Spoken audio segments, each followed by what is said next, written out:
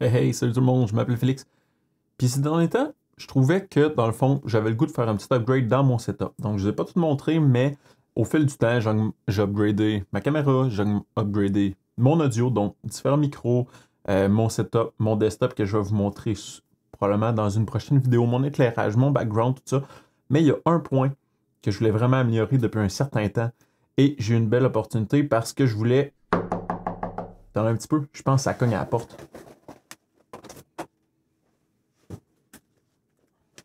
Ce sera pas long, c'est pas fini.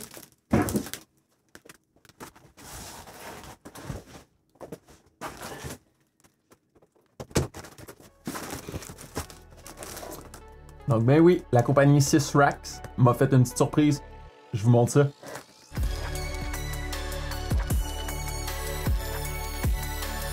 Avant de commencer la vidéo, je voulais remercier encore une fois mes membres de la chaîne.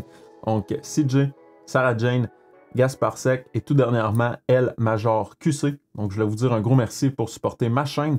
Je voulais dire aussi un gros merci à Sysrax pour m'envoyer un beau petit rack à serveur. Donc je vous montre ça un petit peu avant de faire le setup de la vidéo. Dans le fond, ce qui va se passer aujourd'hui, je vais unboxer ça, je vais monter le rack, je vais vous parler de ses nombreux avantages.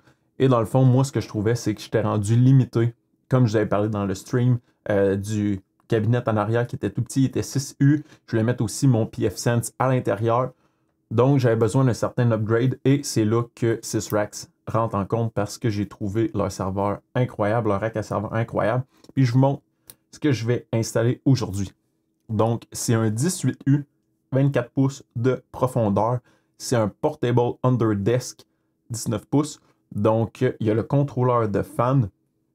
Il y a plusieurs avantages à ce rack-là. Devant en vitre, extérieur en mèche. Donc, super beau rack, comme je vous ai dit. Deux fans intégrés. Il y a un sensor de température. Contrôleur directement intégré dans le rack. Il y a les roulettes. Il y a plusieurs aussi accessoires qui viennent avec ça. Je vais vous montrer comment le builder. Donc, pour vous montrer un petit peu ça ressemble à quoi et à quel point la qualité est bonne de ces racks-là. Ça vient aussi avec plusieurs accessoires que je pourrais appeler. Donc, ça vient avec une power bar comme ça, deux tablettes, donc deux shelves, et 20 nuts pour faire l'installation. Donc, en plus de ce rack-là, ça c'est le modèle Sysrax PR 18.600 dans le 19 pouces Under Desk. J'arrive pas là avec les mains vides. J'étais prêt parce qu'en arrière, je trouvais que mon cable management n'était pas nécessairement super. Cette solution-là a du mesh, du brush on top et en dessous, si je ne me trompe pas. Donc, les câbles vont passer et ça va être vraiment plus beau. Et je voulais aussi avoir un setup beaucoup plus clean parce qu'en ce moment, j'ai une patch panel 24 ports et mes câbles sont un petit peu en diagonale. Fait que je trouvais ça un petit peu moins sexy. J'en ai commandé une autre. Elle arrive sous peu. Entre-temps, sinon, j'ai des keystones pour faire l'installation. J'ai des blanks keystones que je vais mettre aussi dans les patch panels que je ne vais pas prendre. Donc, le but, c'est d'avoir des tout petits câbles comme ça. Donc, j'en avais déjà acheté, mais le but, c'est là. C'est vraiment de faire que ce soit esthétiquement plus beau. Donc, je vais faire ça. J'avais aussi les nuts, mais comme vous avez vu, il y en a déjà 20 qui sont inclus avec le rack. Donc, je vais unboxer ça. Je vais faire le montage. Puis, on regarde ça ensemble.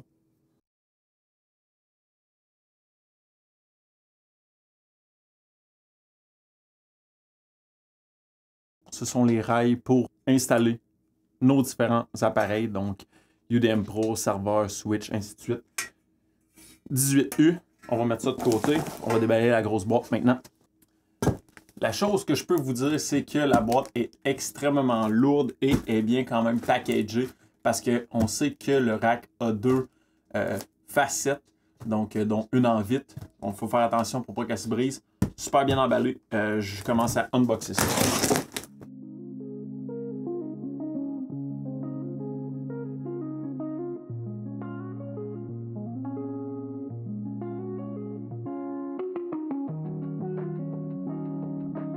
Donc, on regarde ça ensemble.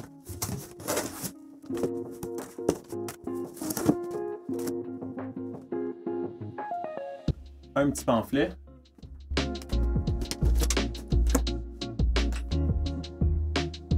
Le dessus du rack.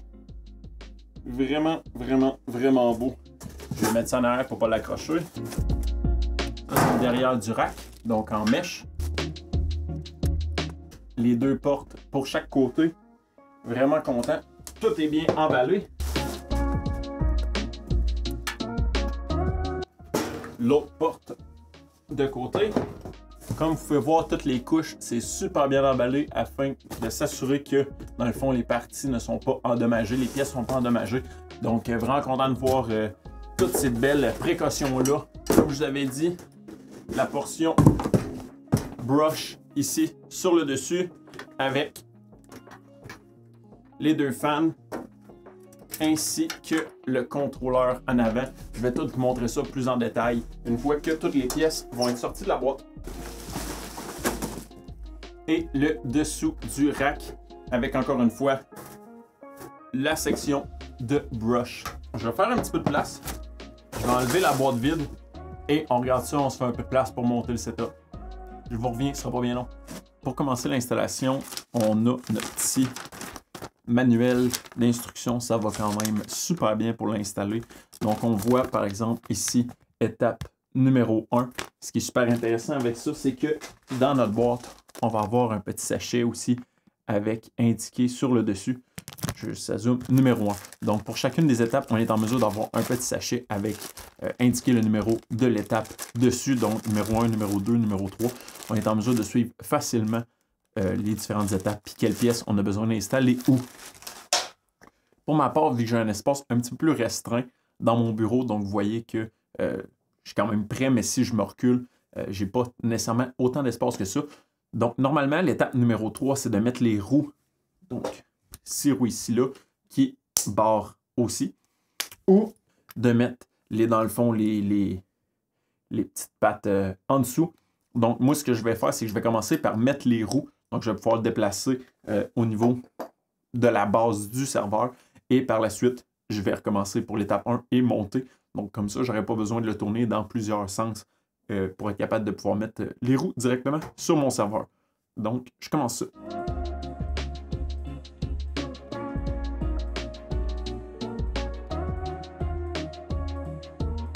Ici, on va avoir les côtés du serveur. L'affaire qui est super intéressante, je vais essayer de vous le montrer sur caméra. Dans le fond, dans les coins ici inférieurs, il y a une forme de L où est-ce que, dans le fond, c'est fait pour venir emboîter dans la forme de la barre transversale. Donc, ça peut s'installer super facilement.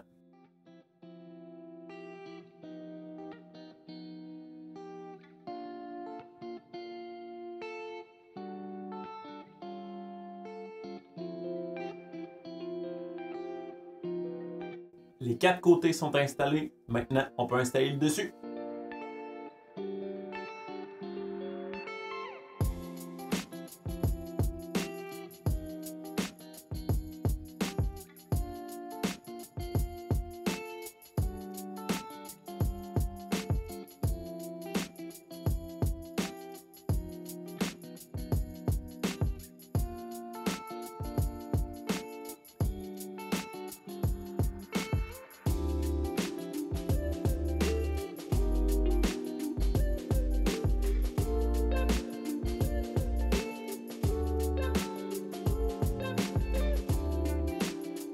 Ce qui est super intéressant aussi, c'est que lors de l'installation, comme ici, vous pouvez voir qu'il y a 2 petits trous, mais sur le rack, dans le fond, il va y avoir 4 trous. Ce qui va faire qu'on va être en mesure d'aligner, tout dépendamment à quelle distance on veut installer notre braquette. Donc, si jamais vous avez un équipement qui prend un petit peu plus de place dans la devanture, je pourrais appeler ça comme ça, du rack, ça pourrait être intéressant de la reculer un petit peu plus pour être sûr que vous ayez assez de place pour installer vos équipements.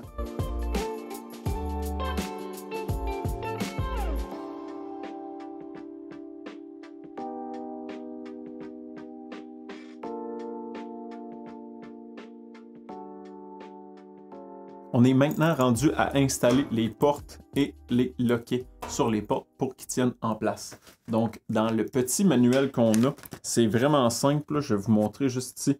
Vous avez la porte, le loquet. C'est vraiment simple dans le fond.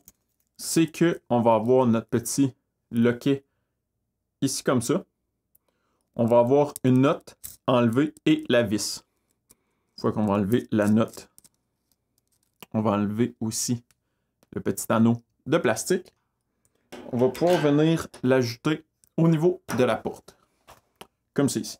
On va venir mettre l'anneau de plastique qui va venir protéger. Par la suite, on va venir mettre le petit anneau métallique avec des dents. Attendez un petit peu, je ne sais pas si vous pouvez voir. L'important du petit morceau de plastique, c'est de protéger le cabinet pour pas qu'en serrant, dans le fond, on vienne abîmer la porte. Donc, c'est juste pour venir solidifier sans endommager. Par la suite, on va venir mettre notre petite dent juste ici, comme ça. Et on va revenir mettre la vis par la suite. Je voulais juste mentionner un point, ça peut peut-être paraître évident, mais juste le mentionner pour être sûr.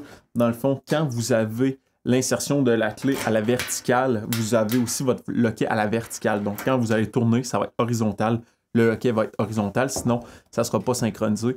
Puis, vous ne pourrez pas savoir facilement si votre porte est barrée ou non. Fait que, juste vous le mentionner. Je vais aller faire l'autre porte.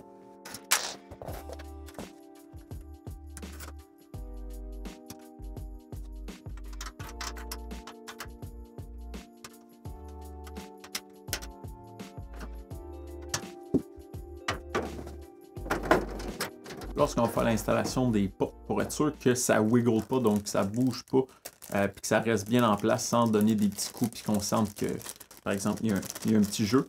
Dans le sac numéro 7, on a des petits, je vais appeler ça des petites affaires de rubber. Donc, ça ressemble un petit peu à ça. Je ne sais pas si vous êtes en mesure de le voir. Donc, ce qui va arriver, c'est qu'on va pouvoir venir le mettre juste à côté des petites pins ici. On va pouvoir l'insérer et pousser et tirer afin que la petite pinouche vienne comme ça ici. Donc, quand on va installer la porte de chaque côté, chacune des portes, il n'y aura pas de wiggle parce qu'il va avoir les petites choses de rubber. Donc, vous assurez de faire ça pour être sûr que votre serveur ne wiggle pas et que vous n'avez pas l'impression que ça shake de partout.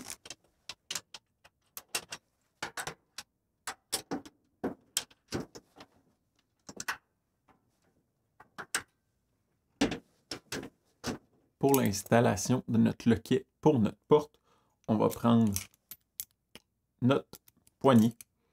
On va avoir aussi le petit loquet qui va être fait différemment.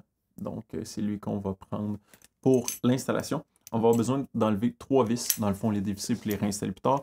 On va avoir celle du haut ici et les 2 du bas pour faire l'installation. Dans le fond, les 2 du bas, ça va être une braquette qu'on va utiliser pour venir maintenir la poignée en place. Et celle du haut, ça va être pour installer le loquet. Donc, on va garder cette partie-là par la suite. On va venir insérer la poignée. Et on va venir insérer la braquette en arrière. Lorsqu'on va enlever la vis du haut, on va pouvoir ajouter le loquet. Faites attention, il va y avoir 2 notes. Donc, les laisser à leur place et juste venir mettre le loquet par-dessus. Par la suite, on va voir que le loquet ici est barré. Ici, je tourne, ça fonctionne. Comme ici. Ma porte ne peut pas ouvrir. Lorsque je roule la porte, je tourne. Je vais être en mesure de l'avoir. Ça fonctionne parfaitement. Une fois que le loquet est installé sur la porte et que ça fonctionne bien, on va devoir ajouter 2-3 petits morceaux pour être sûr que, dans le fond, elle soit droite et que ça ne fasse pas de bruit quand on va l'ouvrir et la fermer. Donc, on va avoir besoin, encore une fois, du petit sac numéro 7, comme on avait tantôt. On va pouvoir venir les insérer sur la devanture, donc juste dans les extrémités, pour être sûr que quand on va accoter la porte, ça ne fera pas de bruit. Donc ici, je l'ai fait une fois, donc vous allez pouvoir voir pour être sûr que quand on va fermer la porte, ça ne fasse pas un toc. Par la suite, si jamais vous avez besoin d'ajuster, donc peut-être qu'il y a un petit jeu sur votre porte, pas tout à fait au niveau exactement, vous avez le sac numéro 8 avec certains adapteurs que vous allez pouvoir utiliser. J'ai utilisé cet adapteur-là. Donc, ça va être utilisé pour le mettre dans le bas de la porte. Donc, on va l'insérer juste ici, comme ça. Donc, on va avoir un petit jeu supplémentaire comparativement à l'opposé. Et on va pouvoir venir l'insérer. Une fois que la porte est installée avec les petits ajouts, on peut voir que la porte ferme super bien. Parfait. Donc, je viens de finaliser l'installation du rack. Donc, je suis vraiment content. J'ai enlevé la portion arrière pour pouvoir plugger dans le mur parce que j'ai pas encore rien connecté. Donc, j'ai pas mis la tablette ainsi que la PDU, donc la barre de power tout de suite, étant donné que je savais pas exactement où est-ce que j'allais les mettre, ainsi que je vais falloir que je fasse la migration de tout cet équipement-là dans le nouveau rack. Mais je voulais quand même faire un petit review, un petit tour une fois complété. Donc, je suis vraiment content. Ça look vraiment good. Je le trouve vraiment beau. J'ai mis aussi les petites pattes pour stabiliser. Donc, je vais remplacer ma planche de surf ainsi que ce rack-là par celui-là ici. Je vais tout mettre mon équipement dedans. So far, je suis vraiment, vraiment content. Comme je l'ai dit, 2 fans sur le top avec le control en avant que je vais passer super. Vraiment content. Le brush ici, je vais pouvoir mettre tous mes câbles réseau que j'ai comme ça ici, au lieu de les passer en arrière et les cacher avec la planche de surf, je vais pouvoir les passer directement à l'intérieur. Donc, vraiment, vraiment satisfait à ce niveau-là. Au niveau du looking, c'est des petits hexagonales. Donc, pour avoir un cooling passif qui va faire entrer de l'air. Donc, garder l'équipement cool malgré le fait qu'on ne fasse pas nécessairement fonctionner les fans initialement. Donc, ça, c'est bon aussi. Si jamais on veut passer les câbles par en dessous, on est en mesure de le faire par cette partie-là. Il y a des locks sur chacune des côtés. Donc, la porte se barre ici. On doit la soulever pour la tourner. Donc, à ce niveau-là, quand ma fille va venir dans mon bureau, au moins, je n'aurai pas peur qu'elle accroche le bouton Power sur mon routeur pfSense et qu'elle ferme tout. Donc, ça, un petit plus pour moi. De chacun des côtés, on a ici le logo de Sysrack, comme je vous avais mentionné. C'est ici, je l'ai barré, mais on descend les 2 petites pinouches. On peut enlever ce côté-là. Super bien bâti. Il n'y a rien qui shake. Super solide. Vraiment content d'avoir fait affaire avec Sysrack. Vraiment bonne qualité de rack. Je suis vraiment, vraiment, vraiment content. Pour passer au travers du control board, on peut voir l'heure avec ici la petite légende à côté, donc super simple à utiliser. On configure l'heure, donc ici 5h34. La température, on peut aller setter la température, donc si on set 2, on va pouvoir dire est-ce qu'on veut la température 21.5, 22. Si je pèse une autre fois, ça va être 22.5. Si je repèse une autre fois, ça va être 23. Donc la température se set au niveau de 0.5 degrés. Donc si je veux le redescendre, ici comme ça, on a en Celsius et en Fahrenheit, pour ceux que ça facilite l'utilisation. Si je le descends et je le mets par exemple à 19, je vais attendre quelques secondes, tant que la température se set. Ici, on peut voir que les fans embarquent, étant donné que la température actuelle via le sensor. Donc, je vous montre ça. La température de ce petit sensor-là, juste ici. Donc, si jamais je n'ai qu'à le mettre dans mes... Je le tenais. Ici, on peut voir 22, 23, 24. Donc, une fois que je le lâche, on va voir que la température va redescendre. Voici le résultat final. Je viens de finir l'installation du rack avec tout mon équipement à l'intérieur. Donc, je vais vous montrer ça, vraiment satisfait. Ça fait vraiment clean, les câbles réseau. Juste là, descendre un petit peu dans le mesh. J'avais une petite lumière en arrière pour donner un petit effet d'ambiance qui fit avec mon autre lumière à côté. Donc, j'ai été capable de l'installer dans le grillage mesh en arrière. Vraiment satisfait du rack. Présentement, la température interne du rack est de 18. J'ai seté la température à 23. Donc, à 23, les fans vont partir. Pour l'instant, ils ne sont pas encore partis. Donc, j'ai bien hâte de voir s'ils vont partir au day-to-day ou juste dans les journées qui vont être vraiment plus chaudes. Si on roule le rack pour voir un petit peu l'intérieur, vraiment satisfait. Donc, vraiment content. La tablette qui est fournie avec le rack est vraiment solide. Donc, je ne sais pas si vous pouvez la voir. Elle est juste entre les deux ici, noir. J'étais capable de mettre ma tour sur le format horizontal. Donc, elle rentre serrée. Il a fallu que j'enlève les pattes au niveau de la tour, mais ça rentre assez bien. Par la suite, une première patch panel où est-ce que j'ai mis les câbles pour essayer que ce soit le plus sexy possible. J'ai passé mon câble DAC SFP+, 10 GB qui se connecte à mon pfSense directement via le patch panel. J'ai aussi ajouté des blank keystone. Donc comme ça, c'est vraiment plus clean. Des câbles vraiment courts. J'ai fait la même chose sur la rangée du bas. Donc présentement, ce n'est pas tous les câbles qui sont dans le fond power. Donc j'ai des câbles ici qui n'ont pas encore de jus, mais j'ai juste mis par beauté pour que ça soit pareil. Par la suite, j'avais déjà précédemment acheté une petite tablette, donc une tablette peu profonde. Donc j'ai mis mon Raspberry Pi dessus. J'ai mis un petit aussi Tutu Devolution. Donc, prochainement, ce que je vais faire, probablement, j'avais dit qu'est-ce que je préfère avec mon Qbox. Donc, je vais regarder pour l'installer et ainsi que mon ancien Raspberry Pi pour voir si je pourrais pas faire un petit projet avec ça. Par la suite, j'ai mis ma Switch Ubiquiti 24 ports, pas PoE, SFP, seulement 1 GB. J'ai pas mis de power dessus parce que je l'utilise pas. J'ai mis mon UPS dans le bas. Comme vous pouvez voir, ça sort quand même bien en partant du haut. C'est juste un petit peu plus bas que là, ici, on peut voir les câbles qui traînent. Comme je vous mentionnais, la raison pourquoi les petits câbles en arrière ici sont un petit peu plus longs puis ça traîne, c'est parce que initialement, j'avais installé dans le fond mon ancien rack et j'avais fait différentes installations. Donc, une première fois, j'avais passé du câblage, par exemple, pour le salon. Une autre fois, j'avais passé pour le salon dans la cave. Une autre fois, pour des access points. Donc, ce qui est arrivé, c'est qu'avec ça, j'ai jamais eu la même longueur de câble. Donc, je me disais que je ne voulais pas être limité par la longueur des câbles.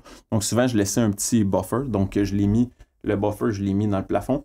Mais j'en ai aussi gardé un petit peu en arrière si je bougeais mon équipement. Puis, ça a été fort utile parce que quand j'ai installé la Switch avec la patch panel un petit peu plus basse, j'ai eu besoin d'un câble un petit peu plus long comparativement à la patch panel qui est au-dessus.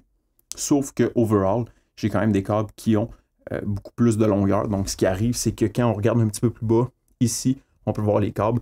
Mais comme je vous disais, j'ai l'intention d'acheter des blank panel 1U ou 2U pour cacher tous ces câbles-là. Et ça me laisse amplement d'espace pour upgrader mon rack. En plus, ma tour ici, je crois que c'est considéré, c'est 8 pouces de haut. Fait que j'ai considéré 3U et demi, je pense, donc 4U. Ce qui fait que si jamais je change pour un routeur pfSense 2U, 3U, je vais économiser aussi de l'espace en haut. Et j'ai laissé un 1U de gap en haut, étant donné que j'ai des fans. Je veux que l'air puisse circuler. Overall, vraiment satisfait de ce rack-là. Je vous le recommande totalement. Pour résumer la vidéo, je voulais vous dire un gros merci encore à la compagnie 6 Racks pour m'avoir envoyé ce beau rack à serveur-là. Donc un 18U Underdesk avec contrôle de fan intégré, super beau modèle, une tablette robuste à l'intérieur, un PDU que j'ai pas nécessairement encore installé encore parce que je sais pas exactement où est-ce que je vais le mettre, mais overall, vraiment satisfait. Le brush fait que c'est vraiment clean les câbles.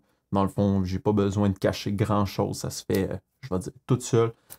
Super solide, je l'ai installé tout seul, donc dans la vidéo, c'est sûr que je fais du montage, mais j'ai fait l'installation complètement toute seule. L'équipement est arrivé intact, j'ai pas eu de problème, il n'y avait rien, aucune pièce endommagée, aucune pièce manquante. Donc l'installation, je vous dirais, overall, ça varie peut-être entre 1 heure et 2 heures et demie, là, je vous dirais, tout dépendamment de si jamais vous êtes un petit peu plus à l'aise avec le type d'installation IKEA ou un petit peu moins. Sinon, le seul petit bémol que je dirais, c'est que ça pourrait être intéressant d'avoir les outils inclus pour monter le rack. Donc, ça m'a demandé un tournevis, puis je vous dirais, c'est pas mal ça. J'ai utilisé une clé, donc une clé anglaise pour serrer les locks, pour être sûr qu'ils ne bougent pas, pour être sûr qu'ils soient bien solidifiés, mais en tant que tel, c'était pas nécessairement nécessaire, c'était pas une obligation. Ça se tenait quand même super bien, juste vissé à bras. Donc, so far, je suis vraiment content. Rack, super robuste. Donc, si jamais vous avez aimé cette vidéo-là, mettez un thumbs up. C'est toujours encourageant. Si jamais vous avez des questions, commentaires, allez mettre ça dans la section un petit peu plus bas. Joignez la communauté sur Discord pour partager vos connaissances avec nous. Partagez la vidéo en grand nombre et on va se dire à la prochaine. Bye bye.